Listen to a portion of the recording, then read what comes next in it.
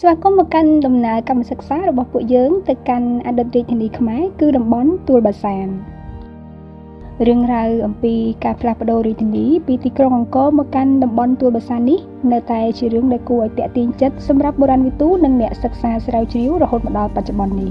ហើយថ្ងៃនេះដែរថ្នាក់ដឹកនាំមហាវិទ្យាល័យបុរាណវិទ្យាក៏ដូចជាលោកគ្រូសាកលវិទ្យាធិការបាននាំពួកយើងមកមើលទីនេះផ្ទាល់ដើម្បីស្វែងយល់ពីការធ្វើកំណែស្រាវជ្រាវនៅតំបន់ទួលបាសាននេះគឺជាកិច្ចសហការរវាងសាកលវិទ្យាល័យ Flinders នៃប្រទេសអូស្ត្រាលីជាមួយនឹងស្ថាប័នពាក់ព័ន្ធនានានៅក្នុងប្រទេសយើងគោលបំណងនៃការធ្វើកំណែនេះគឺដើម្បីសិក្សាស្វែងយល់និងស្វែងរកភស្តុតាងអំពីការតាំងទីលំនៅ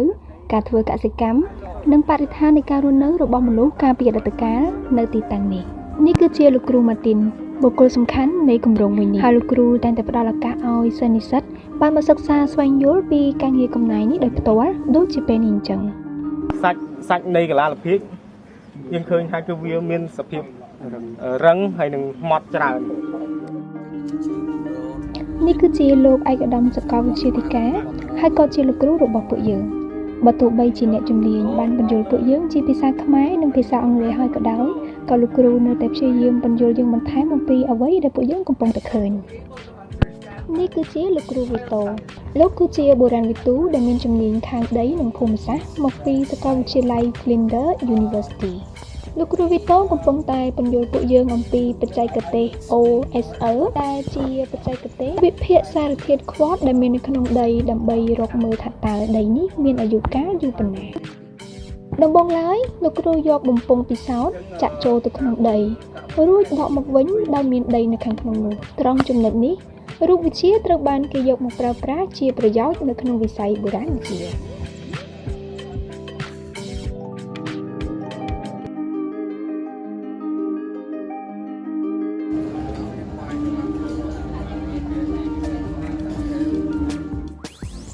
នៅទីតាំងនេះយើងបានជួបជាមួយនឹងលោកពូអេងស៊ីថាដែលជាអនុប្រធានការិយាល័យ